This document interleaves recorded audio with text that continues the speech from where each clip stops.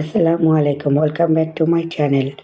আজ করে দেখাবো আলু দিয়ে মুরগির পা, পাখনা, চামড়া, কলিজা এবং মাংস রান্নার সহজ এবং মজাদার একটি রেসিপি।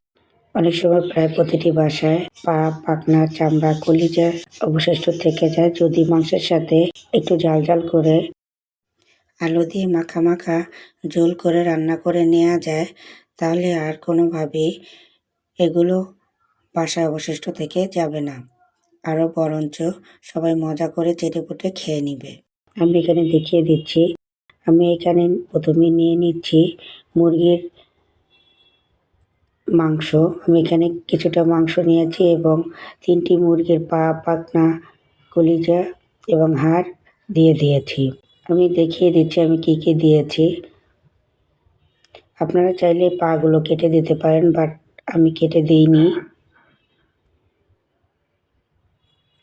সাথে দিয়ে দিয়েছি 1 কাপ পেঁয়াজ কুচি।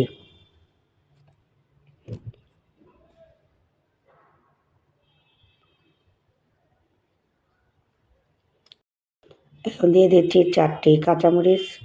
আমি একটু ভেঙে দিচ্ছি। 4টি বড় সাইজের কাঁচামরিচ দিয়েছি। আপনারা চাইলে এখানে 6টি ইউজ করতে পারবেন ছোট হলে। দিয়ে দিয়েছি 1 টেবিল চামচ আদা এবং রসুন বাটা। আমি আদা এবং রসুন একসাথে বেটে নিই। আদা রসুন একসাথে দিয়ে দিয়েছি। এখন দিয়ে দিচ্ছি গুঁড়া মশলা। দিয়ে দিয়েছি 2 চা চামচ মরিচের গুঁড়া, 1 চা চামচ হলুদের গুঁড়া। আমি যেহেতু এই মাংসটা ঝাল ঝাল করবো, তার জন্য 2 চা চামচ মরিচের গুঁড়া দিয়েছি। দিয়ে দিয়েছি 1/2 চা চামচ ধনিয়া গুঁড়া। দিয়ে দেব গরম মশলা, 1 ইঞ্চি সাইজের 2টি দারচিনি, 4টি লবঙ্গ, 4টি এলাচ এবং 2টি তেজপাতা। এখন দিয়ে দেব 1 চা চামচ লবণ। সাথে দিয়ে দিচ্ছি 1 টেবিল চামচ তেল। আমি এই রান্নায় বেশি তেল ইউজ করব না, তারপরও রান্নার শেষে দেখা যাবে প্রচুর পরিমাণ তেল বেরিয়েছে, কারণ পাখনায় প্রচুর পরিমাণ তেল থাকে। নেড়ে দিচ্ছি। নেড়ে মশলা ভালো করে মিশিয়ে নিতে হবে।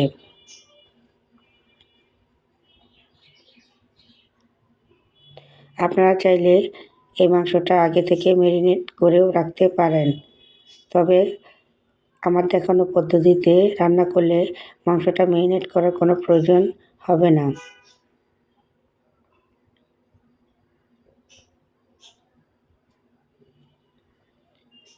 মাংসগুলোকে নেড়ে দিচ্ছি।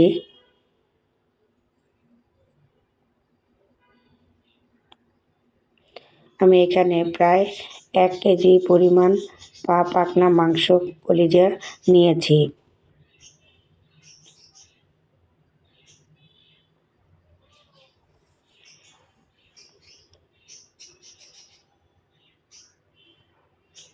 এখন বারে বারে মাংসগুলোকে একটু পরে পরে নেড়ে দিতে হবে।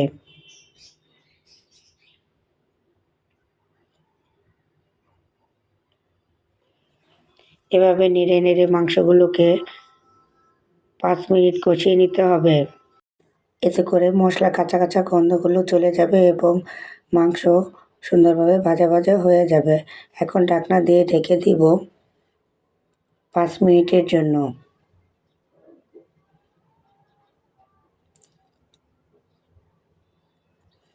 5 মিনিট হয়ে গিয়েছে।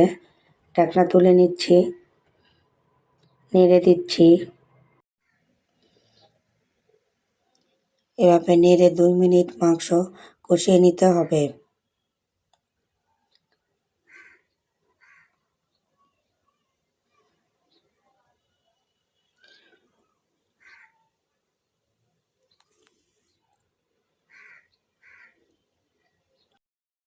এভাবে বারে বারে মাংস এবং পাগুলোকে নেড়ে নেড়ে কষিয়ে নেওয়ার ফলে মশলাগুলো সুন্দরভাবে ঢুকতে পারবে এবং টেস্টও বেড়ে যাবে অনেক গুণ।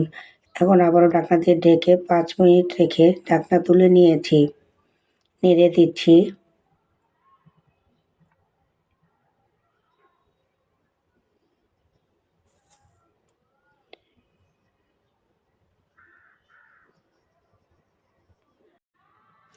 আবারও 2 মিনিট মাংস কষিয়ে নিয়ে দিয়ে দিব নতুন আলু। আমি আলুগুলোকে রেগুলার কাট করে নিয়েছি। আমি এখানে 3টে আলু দিয়ে দিয়েছি। এখন নেড়ে মাংস এবং আলুগুলোকে কিছুক্ষণ কষিয়ে নিতে হবে।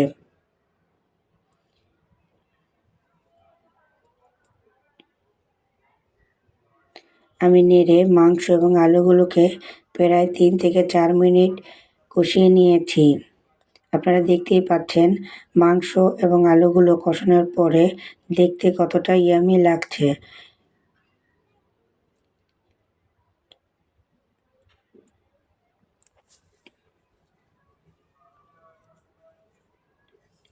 এভাবে বারে বারে কষানোর ফলে পাখনা মাংসর ভিতরে সুন্দরভাবে মশলা প্রবেশ করতে পারবে এবং খাওয়ার সময় কোনোভাবেই মনে হবে না আপনি পা খাচ্ছেন, বা কলিজার ভিতরেও সুন্দরভাবে মশলা প্রবেশ করতে পারবে।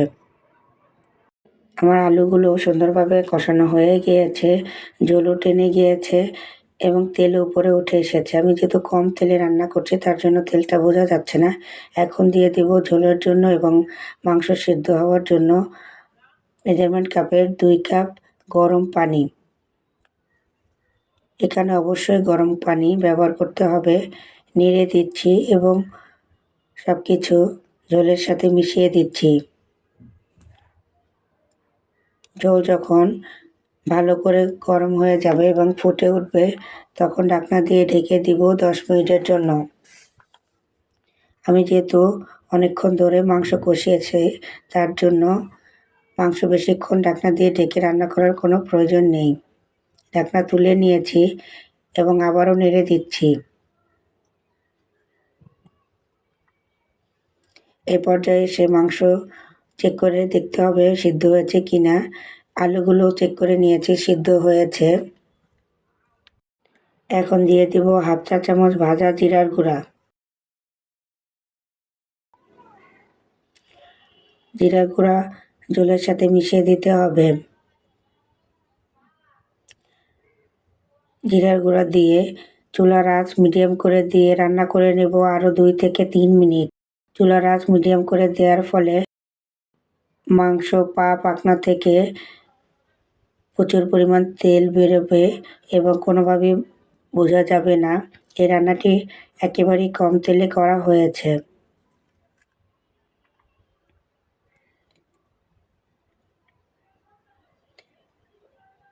এরই সাথে তৈরি হয়ে গেল কম সময়ে কম উপকরণে নতুন আলু দিয়ে মুরগির পাখনা, কলিজা, গিলা এবং মাংস রান্না।